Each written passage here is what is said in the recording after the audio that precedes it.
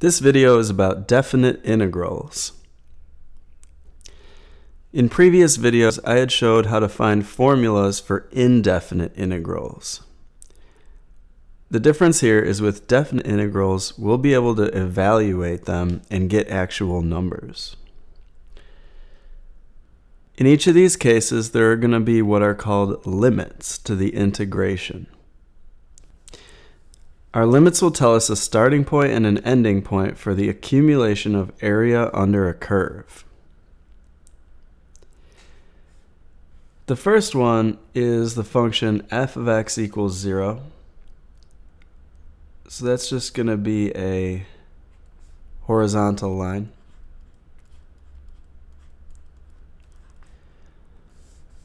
And it's on the x-axis.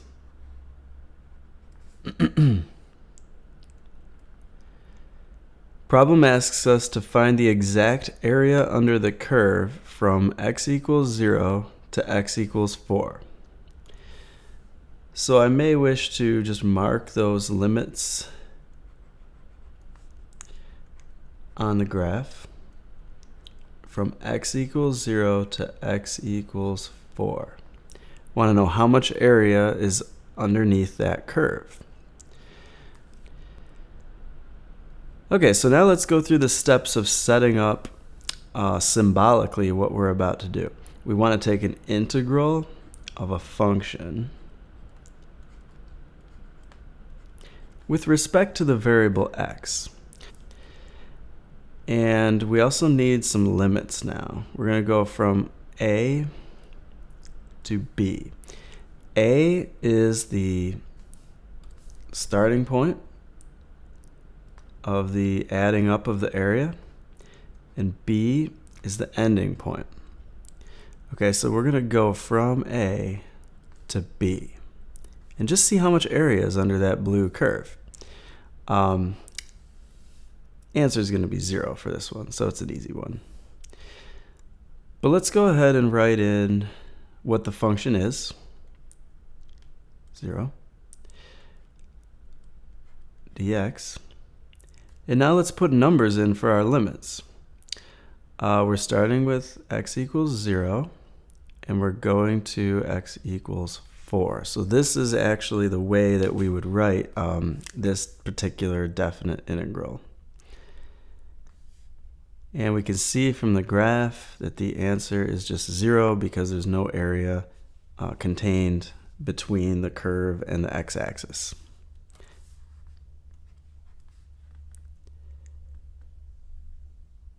Okay, now let's try one that actually will have some area under the curve. The function is f of x equals 1. So it looks like this.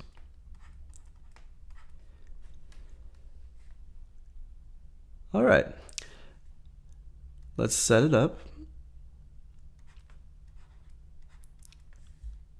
We want to take the antiderivative of 1, but now let's give it some limits. They want us to go from x equals 0 to x equals 1.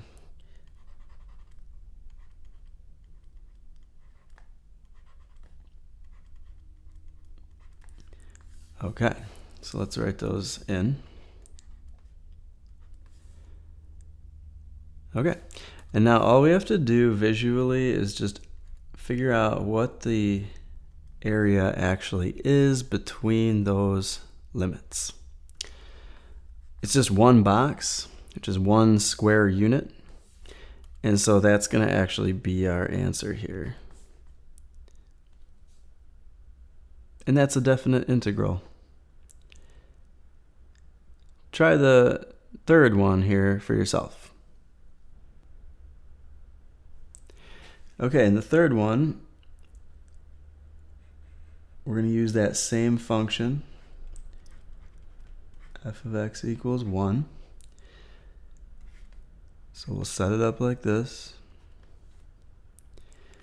Our limits this time are going to be from 0 to 4. So that's from here to here.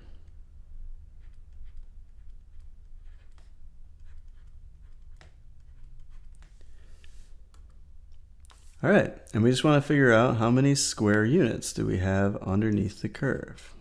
It's a very easy conceptual way of understanding what a definite integral represents.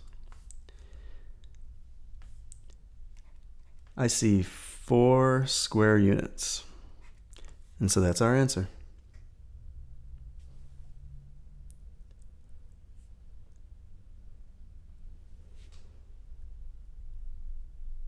Okay, this one's a little interesting here. Instead of starting from 0, we're going to start from 1. Same function, but this time we're going to go from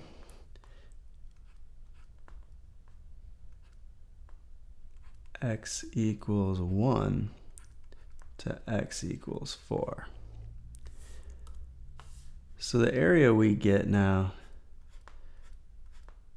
it has to be between those limits, between A and B. Okay, and we just add it up from A to B. And yeah, I count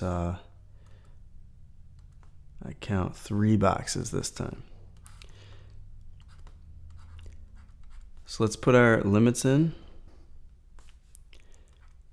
and just count from the graph. 3 squares.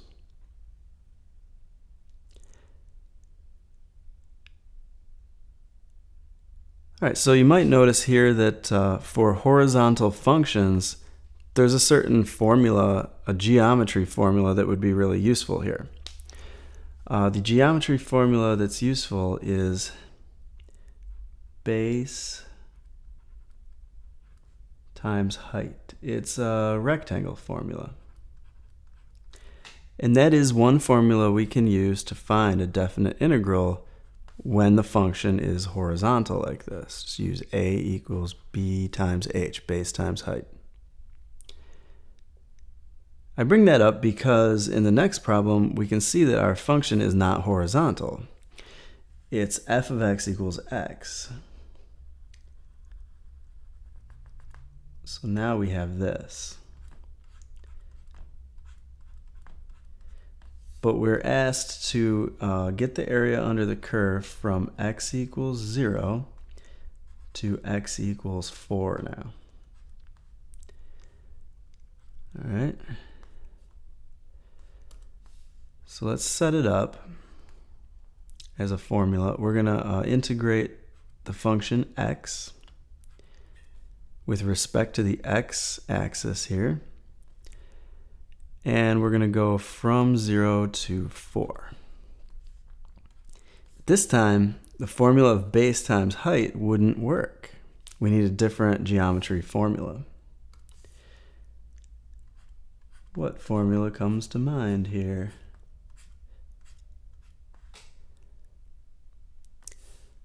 Triangle formula.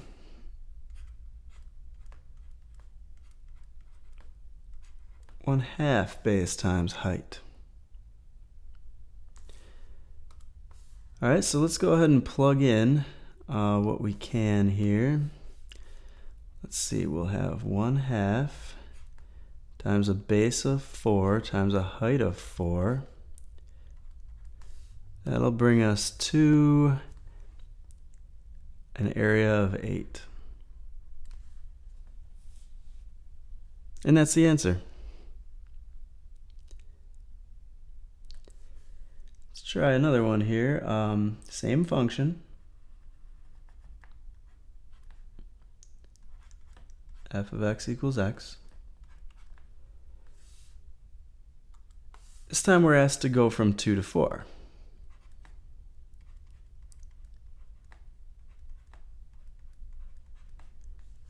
Okay.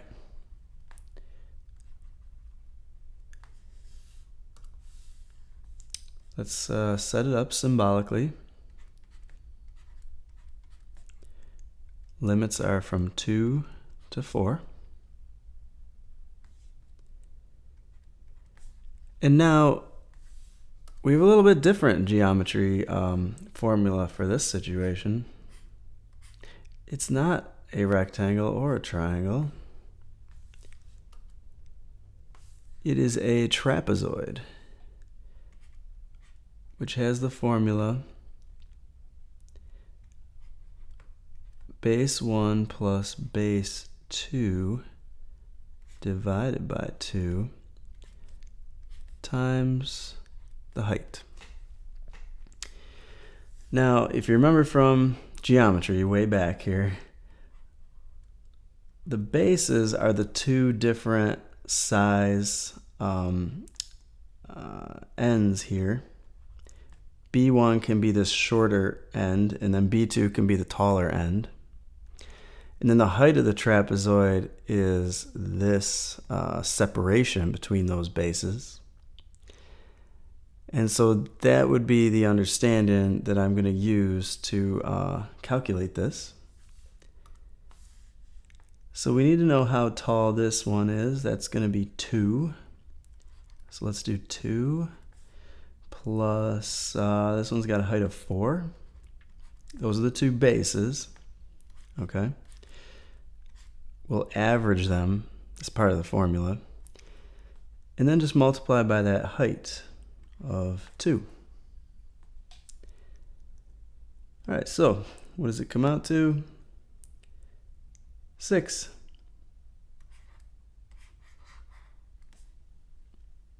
Okay.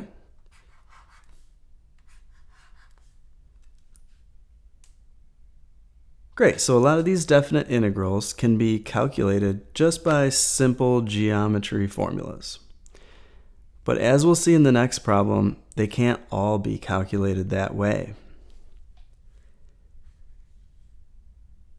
This formula is x squared over 4. Okay, now when x is 4, the output would be 4. When x is 0, the output would be 0. And we'll also touch this point here. This is a parabola.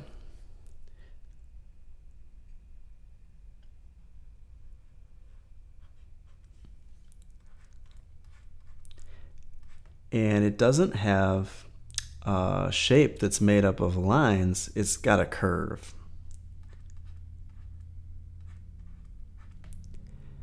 And for that reason, we don't have a simple geometry formula for it.